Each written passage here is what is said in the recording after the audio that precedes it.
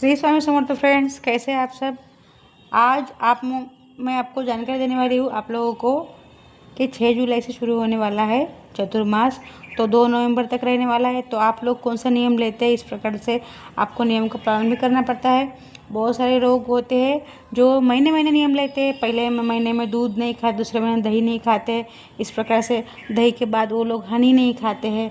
इस प्रकार से फिर सब्जी, बहुत सारी सब्जी का त्याग करते हैं। आप कौन सा नियम लेते हैं, आपके क्या क्या नियम है, आप अवश्य पालन कीजिए।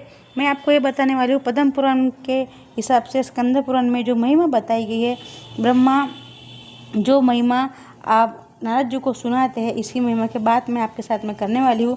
तो ब्रह्मा जी ने कहा था, देवर्षि नारद, हे भगवान विष्णु को सबको मोक्ष देने वाले भगवान माने गए हैं, सबको भवसागर से पार उतारने वाले, इनको स्मरण करने मात्र से पाप मुक्त होते हैं।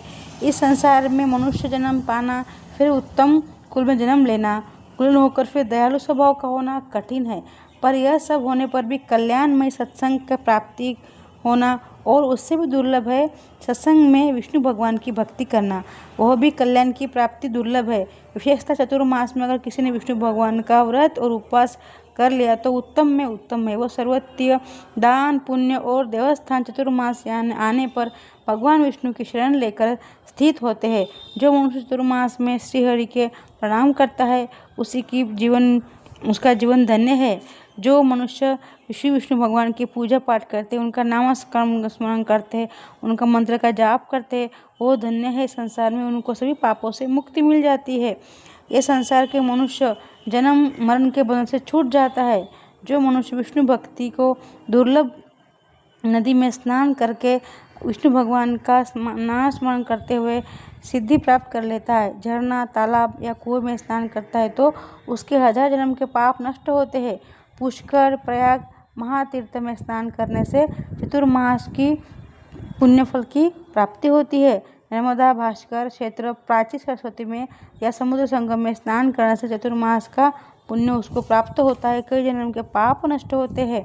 नर्मदा नदी में 3 दिन का स्नान करने से उनके पापों के हजारों टुकड़े होते हैं।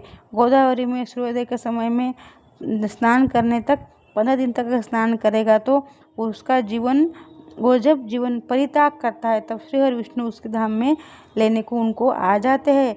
आंवला, तिल, बेलपत्र से स्नान करने से सभी पापों के दोषों से मुक्ति मिलती है। दोष मुक्त होता है, दोष खत्म होता है।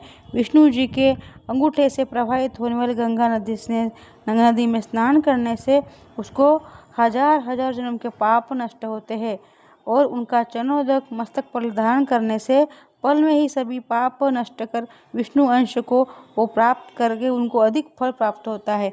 तो फ्रेंड्स, मैंने आपको स्नान के नियम बताए हैं, स्नान करने से क्या प्राप्त होता है। नेक्स्ट में आपको बताने वाली हूँ आपको कौन से नियम लेने हैं और क्या आपको पालन करना है। तब तक के लिए श्री स्वामी समर्थ। अगर आपको जानकारी अच्छी लगी, चैनल को सब्सक्राइब अवश्य करें।